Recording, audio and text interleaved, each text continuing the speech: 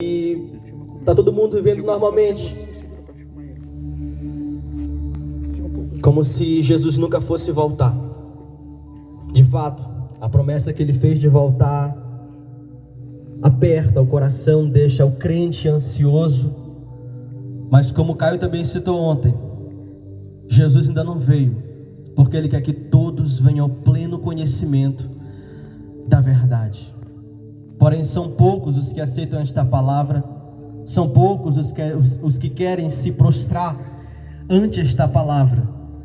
Mas Deus tem uma palavra para o teu coração nesta noite, querido amigo. E se você der a Ele esta oportunidade de te salvar, acredite, você não vai perder absolutamente nada. Muito pelo contrário, você estará ganhando aquele que é mais excelente do que qualquer coisa, Jesus Cristo, e também estará recebendo a oportunidade de em breve para o céu de glória.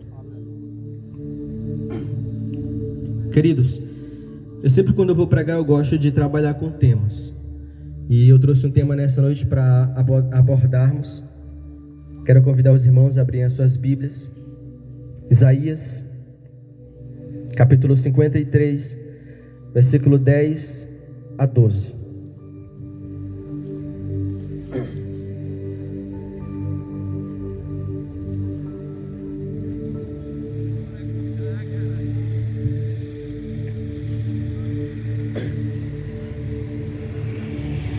Isaías 53, versículo 10 a 12, que nos diz o seguinte: Todavia ao Senhor agradou o moê-lo, fazendo-o enfermar.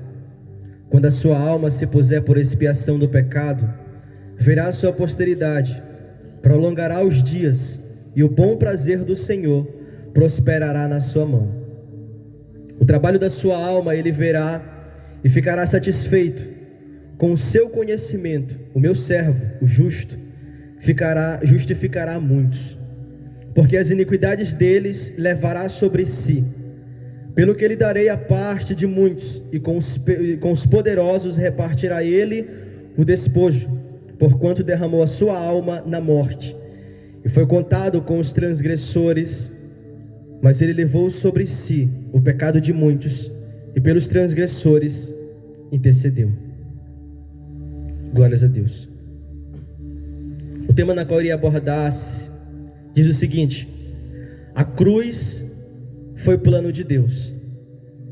Se você for observar bem este capítulo 53 do livro de Isaías, você estará vendo simplesmente uma profecia acerca do sofrimento de Jesus Cristo, o sofrimento na qual Jesus teria de passar, para que hoje eu e você tivéssemos direito, oportunidade e privilégio da salvação. A cruz foi o plano de Deus. Há pessoas que possam pensar que a cruz foi o plano de Satanás, o meio na qual Satanás conseguiu tocar em Jesus, humilhar Jesus, ou até mesmo pisar em Jesus. Só para desmistificar isso, não, a cruz não foi plano de Satanás. Satanás não tem poder para bater de frente com Jesus, que dirá humilhar Jesus. Muito pelo contrário, a cruz foi plano de Deus. Mas por que Deus teve que aderir a este plano? Simples. Vamos lá para o Jardim do Éden. Deus criou o homem, lindo, perfeito, belo. Mas Satanás também estava lá. E Satanás, como é um invejoso, não queria que Deus tivesse sucesso e não quer que Deus tenha sucesso em nada. E Satanás intentou em seu coração derrubar o homem. E por incrível que pareça, ele conseguiu. Ele chegou para Eva e disse: é verdade que Deus disse não coma deste fruto?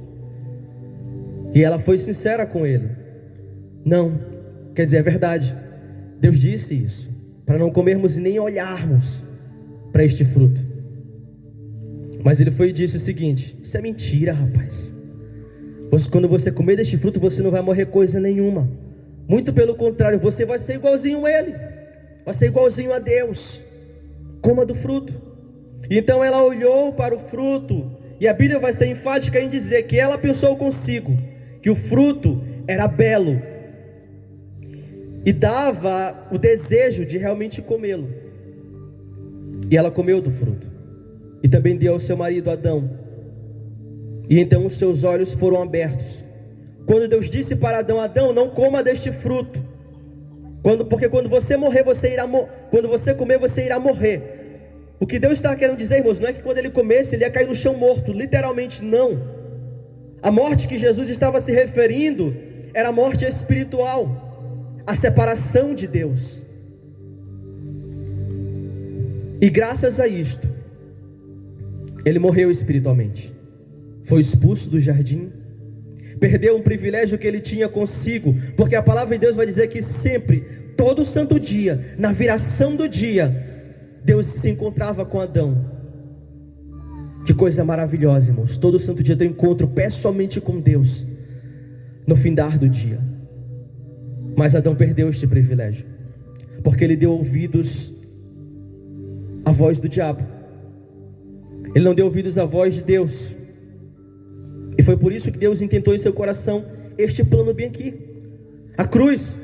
Porque quando Satanás derrubou o homem, ele pensou: agora eu venci, eu baguncei com tudo. Deus fez, eu baguncei mais uma vez. Mas só que Deus se levantou e disse o seguinte para Satanás: você conseguiu derrubar a mulher, meus parabéns, mas da semente dela, aleluia, da semente dela, eu vou levantar um que vai esmagar a tua cabeça. Glórias a Deus. Obrigado. E este bem aqui é o objetivo da cruz: esmagar Satanás. Deus não ia perder para Satanás não, irmãos. Deus não perdeu para ele lá no céu. Satanás tentou roubar o lugar de Deus. Deus fez ele cair por terra. Ele tentou derrubar o homem, conseguiu, mas ele achou que ia atingir a Deus. Não, Satanás, tu não vai vencer não. Eu vou levantar um que vai esmagar a tua cabeça. Você não vai ter sucesso em nada. E passaram milênios de anos, irmãos. E eis que houve uma promessa: vos nascerá um filho. O seu nome será chamado Maravilhoso Conselheiro, Deus Forte, Príncipe da Paz. Esse menino era Jesus Cristo. Nasceu em Belém, foi crescendo, desenvolvendo, crescendo em sabedoria. E quanto mais ele crescia, mais o poder de Deus na vida de Jesus ia crescendo também. Mas foi chegando o tempo,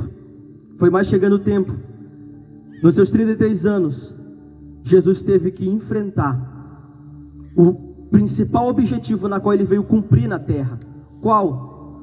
Morrer por mim e por você. Mas por que, Wesley?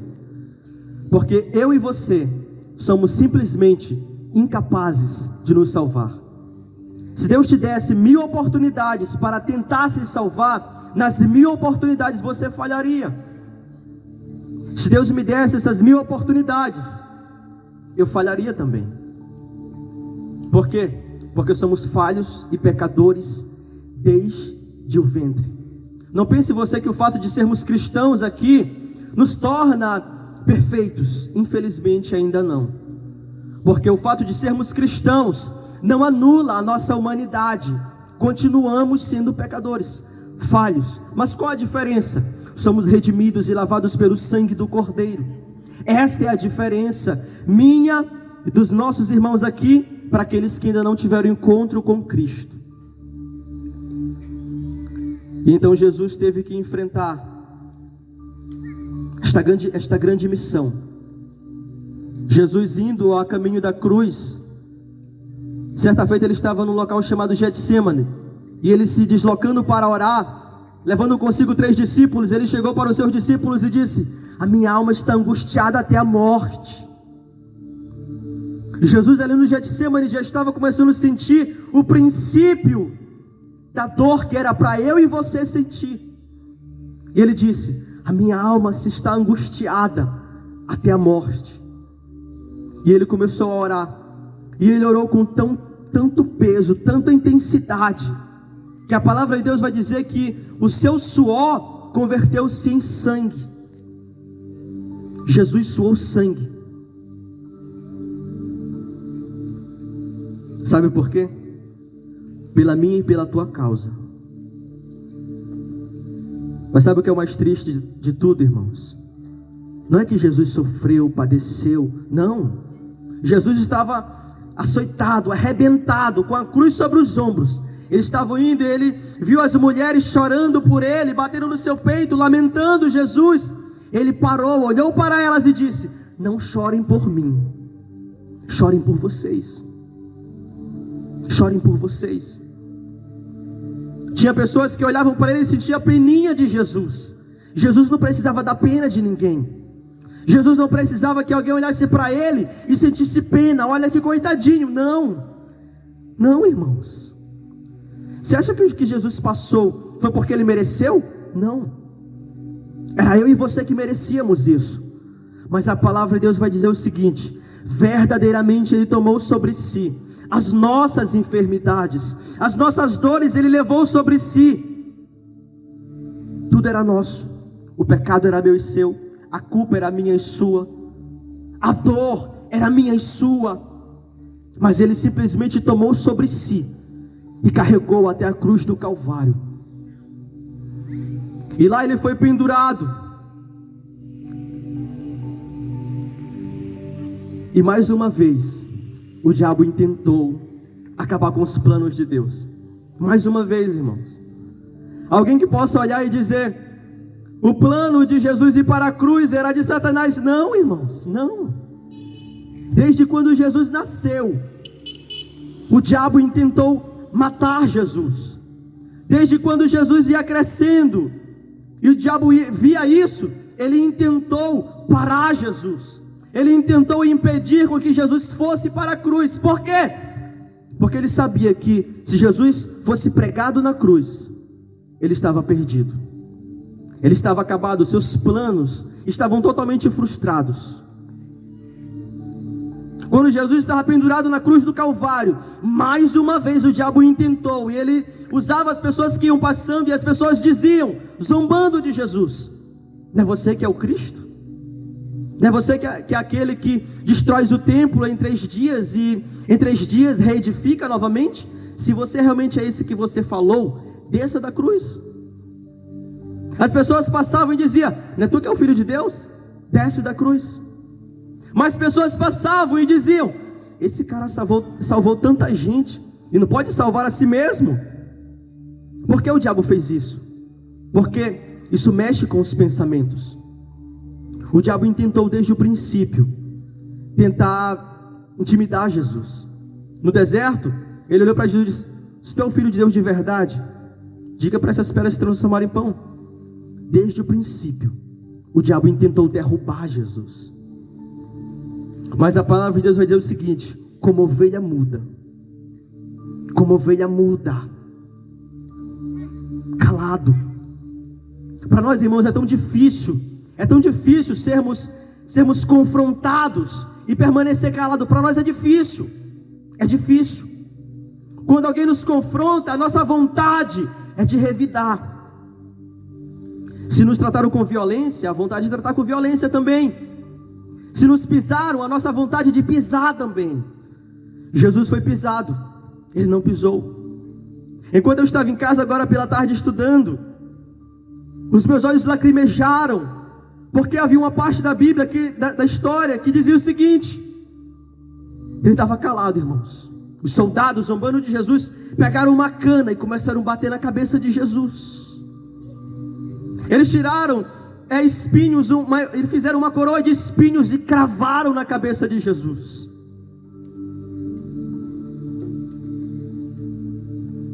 Deram 40 chicotadas em Jesus, irmãos. Sabe o que é mais louco desse chicote? É que nesse chicote havia ossos, haviam fragmentos. Cada lapada que Jesus tomava, irmãos, literalmente dilacerava o seu corpo. Literalmente, aonde aquele chicote pegava, arrebentava. Aonde aquele chicote pegava, rasgava. E sabe qual é um ponto lindo nisso tudo? Esse chicote era para minha e para a tua costa. Mas ele pegou isso tudo, irmãos. Aleluia. Mas sabe qual a mensagem mais terrível? Não é que Jesus passou tudo isso.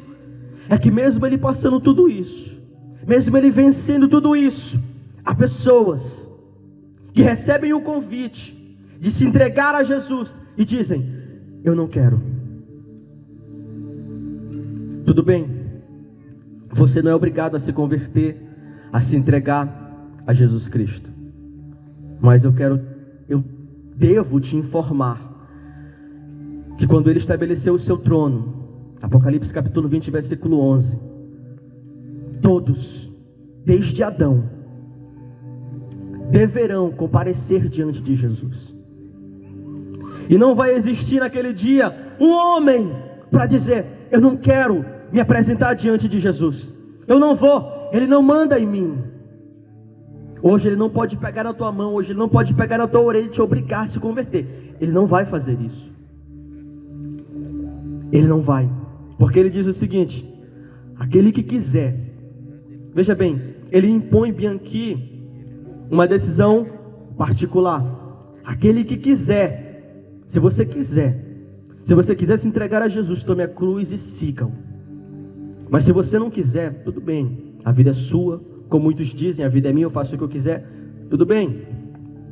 Mas quando ele estabeleceu o seu trono, entenda uma coisa: naquele dia quem vai mandar em tudo é Jesus Cristo. Naquele grande dia não vai haver valentão, eu sou o dono da minha vida. Naquele dia não vai haver, não, irmão, não vai haver. Não vai haver. A Bíblia vai dizer o seguinte: que até a terra e os céus irão fugir da presença de Deus. Bate o seu pé no chão, vê se a terra foge diante de você. Você não tem poder para isso. Você não tem esse poder de fazer com que o céu fuja diante de você. Você não tem o poder de fazer com que as trevas fujam diante de você. É somente pelo poder do Espírito Santo que você tem esse poder. Mas de fazer a terra fugir, o céu se enrolar como um pergaminho, esse poder somente Deus tem. E a pergunta que eu quero fazer a você é: ainda vai continuar com a sua dura cerviz em dizer eu não quero Jesus? Tudo bem, você não é obrigado. Como eu falei no começo, a respeito do noticiário, se você for entrar na internet, irmãos, é de assustar. Mas se você pensa que isso realmente encabula, assusta, você está enganado. No livro de Lucas vai fazer uma citação acerca do princípio das dores. E Jesus vai dizer o seguinte: que os homens irão desmaiar somente na expectação das coisas que hão de vir. Os homens estarão desmaiando em somente ouvir o bramido das ondas. E a palavra de Deus vai dizer o seguinte, Joel: eis que virá o dia do Senhor. O dia do Senhor virá. E há muitas pessoas, irmãos, mundo afora, que dizem: Jesus é amor, Jesus é amor, é fofinho, é top. Jesus é amor, irmãos. Mas há muitos que anulam a verdade que Ele também é justiça. Muitos não querem falar uma verdade que diz no livro de Salmos o seguinte: Deus se ira todos os dias. Todos os dias Deus se ira, irmãos. Todos os dias. Mas o fato de eu e você estarmos aqui é porque sempre a sua misericórdia prevalece. E há pessoas que dizem: Jesus é amor, vamos fazer tudo o que nós quisermos. Jesus é amor. Vamos viver a vida do jeito que nós quisermos. Jesus é amor. É, irmãos, Ele é amor. Mas só que quando Ele diz o seguinte: eis que o dia do Senhor virá, não é um dia de amor, irmãos. Não é. Não é um dia, olha que fofinho, não, não. É dia de trevas. É dia de escuridão. E sabe qual é o mais louco disso tudo, irmãos? As pessoas escutam tudo isso, mas não querem Jesus. Deus enviou o seu único filho para morrer no meu e no seu lugar. E as pessoas dizem: eu não quero Jesus. Deus enviou o seu próprio filho, e vai dizer no texto que nós lemos: agradou a Deus o moê-lo. Deus sentiu prazer em seu coração de pisar o seu próprio filho. Sabe por quê? Porque ele sabia que Jesus iria vencer. Por isso ele sentiu prazer. Sabe por quê, irmãos? Porque tudo que Deus queria desde o começo era ter intimidade com o homem. Mas graças ao pecado, no mesmo livro vai dizer o seguinte, que o que faz separação entre nós e Deus é o pecado, irmãos. É o pecado. E quando Jesus morreu na cruz do Calvário e ele venceu, Jesus simplesmente se colocou entre nós e Deus, pegou na nossa mão, pegou na mão de Deus e nos religou com Ele novamente, nos reconciliou com Deus novamente. Esse é o objetivo, esse é o desejo de Deus desde o princípio, ter intimidade conosco. Mas as pessoas não querem Jesus. Sabe por quê, irmãos, as pessoas não querem? Porque seguir a Jesus implica numa coisa que muitos não gostam. Deixe o seu pecado, deixe a sua velha vida e viva uma vida de santidade. As pessoas não gostam de ouvir isso. As pessoas não gostam de ouvir: larga o seu pecado, se entregue a Jesus. As pessoas não gostam de ouvir isso. Mas essa é a nossa responsabilidade. Sabe por quê? Porque Jesus nos deu esta obrigação. Jesus nos deu, irmãos, este encargo: vão, pregue o evangelho. Isso é nossa responsabilidade, irmãos. E se vocês morrerem por causa deste evangelho, e se vocês forem assassinados por causa desta palavra, irmãos, isso não tem problema. Nosso lugar é o céu de glória. O que nos espera é muito mais excelente do que esta terra. É muito mais excelente. Querido amigo, eu quero te dizer nesta noite: se você se entregar a Jesus, eu não vou te dizer que vai ser fácil, vai ser moleza, vai ser top. Não. Vai ser pesado. Vai ser forte, vai ser intenso. Você terá que seguir Jesus ao pé da letra. E hoje em dia, por incrível que pareça, seguir Jesus ao pé da letra se tornou loucura. Viver uma vida de piedade, uma vida em santidade, se tornou loucura. Porque a coisa normal hoje em dia é viver em prostituição. A normalidade do mundo hoje em dia é a prostituição. Hoje de manhã na EBD, eu falando aos jovens, eu disse o seguinte: que a normalidade hoje em dia nas músicas está explícito, irmãos, o desrespeito às mulheres. É uma loucura. É uma loucura.